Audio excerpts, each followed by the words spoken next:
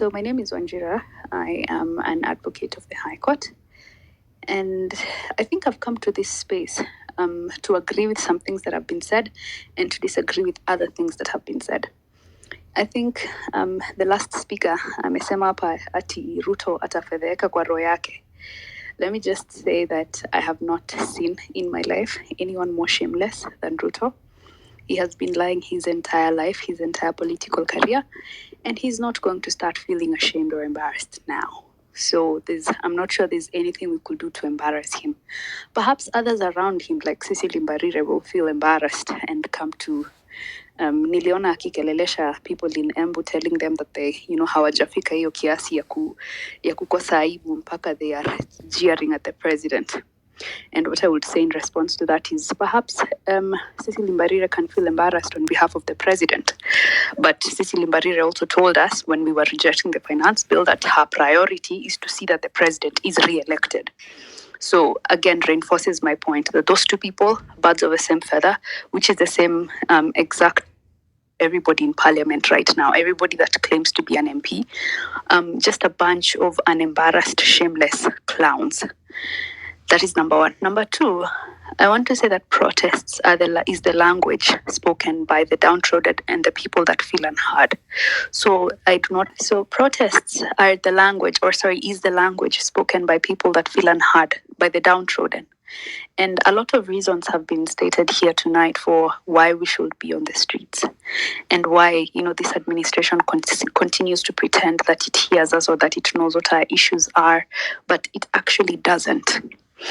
And for those reasons, and I do not think that it is my place to pile on more reasons because we are all clear that the protests is exactly the way to go. So if you feel unheard, if you feel that this government does not actually care about you, protests is exactly the way to go. And this is not a right given to you by the government. It is a right recognized by the Constitution. It is not even a right given to you by the Constitution. It is a right recognized by the Constitution. So it is a right you have as a human being to protest and to marshal, other people and go make your voices heard where it matters. KOT, I came on this space because I think there's a lot of fear mongering also that is happening. I don't know what if people are arrested, the presence of the police in town, and all that. And I want to say, I want to demystify the arrests that happen, particularly when there are protests. If you are arrested, if you're lucky, if you're arrested, you will be taken to a police station because we also know that there's people that are abducted during protests. The government refuses to recognize it, but if you're lucky, if you're arrested and you're lucky, you will be taken to a police station. What I want you to do is that if you find yourself in a police cell, familiarize yourself with the people you're with in the police cell. Because this happens that sometimes the following day when you're taken to court, some people are left behind. So familiarize yourself with the people you are with in your cell. If you can, get a list of the people you're with in your cell, so that the following day when you're brought before court, you have a clear list that you can be able to give advocates, so that we can be able to know who was arrested, where were they, how many were they, and have they been brought to court. Because the other thing about this administration is that people are disappearing. That is a fact. That you could be in police custody, but we do not know where you are. For a long time, I think even just recently with Bob Njagi and the Longston brothers, they're saying, oh, he was in police custody, he was not in police custody. It is not clear what is happening. So if you are arrested and you find yourself in a cell with other people that have been arrested specifically for protesting, get a list of the people you are with in the police cells. I am not saying anybody will get arrested tomorrow, but it is more likely than not that some people will get arrested. If you are able to communicate with an advocate from a police cell, I know that there's people that usually have phones in the police cell. Please get that list to an advocate. I have put on the Jumbotron or the chat box, there's a toll-free line, the LSK toll-free line. So you can be able to communicate with that line, let somebody know how many you are and where you are exactly. So that again, we can know how many protesters, for example, have been arrested in Central, how many are at Kamukunji, how many are somewhere else. So this is just me letting you know that this is what is likely to happen tomorrow, and how can you be able to save yourself and others. The other thing is this: if you see somebody being arrested, they're not being put in a police vehicle. Sijui anaekwa kwa Subaru, sijui anaekwa wapi.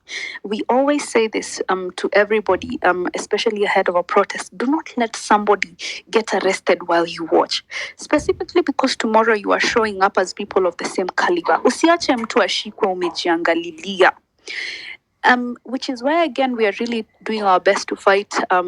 There's a bill, there's an assembly demonstrations bill that is coming, that is going to make it illegal for you to prevent someone from being arrested, because if you're obstructing the law, you can be charged, and you have to serve a jail term of a year and pay a fine of 100,000. We are trying to make sure that bill does not come into law, but that bill is not law yet. So you still have a good opportunity to make sure that whoever you're with, make sure that nobody is being bundled into an unknown vehicle by an unknown people.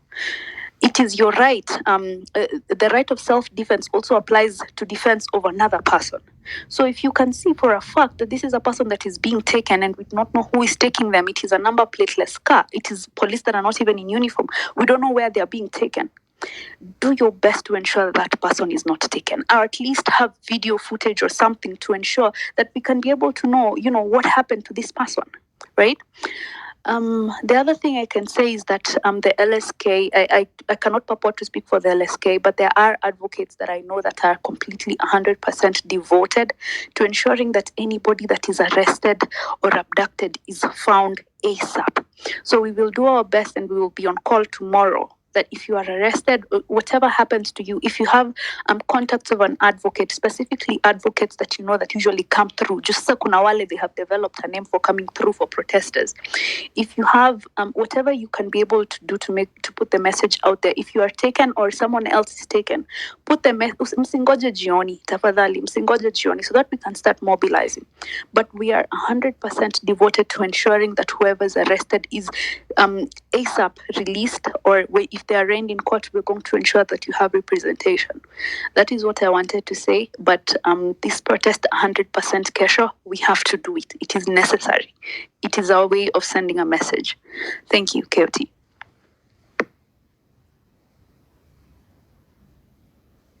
Thank you so much, Wanjiru. It's glad. Always you are with us, always supporting. You have been very active and vocal in this movement. We are always relying on you, especially in the matters legal, and all your colleagues. This is the first time ambao tumeona kwamba Wakenya tumekuwa karibu sana na LSK. Hizo miaka za nyuma tulikuwa tunasikia tu LSK kwa ma TV, but nowadays we see that we are together. So let's continue all fighting for the cause until we redeem this country. So mumesikia LSK, huyo ni moja tu wa members wao, and they are always with us. And of course tuko na watu pia wa tabaka tofauti. They are always part of the movement.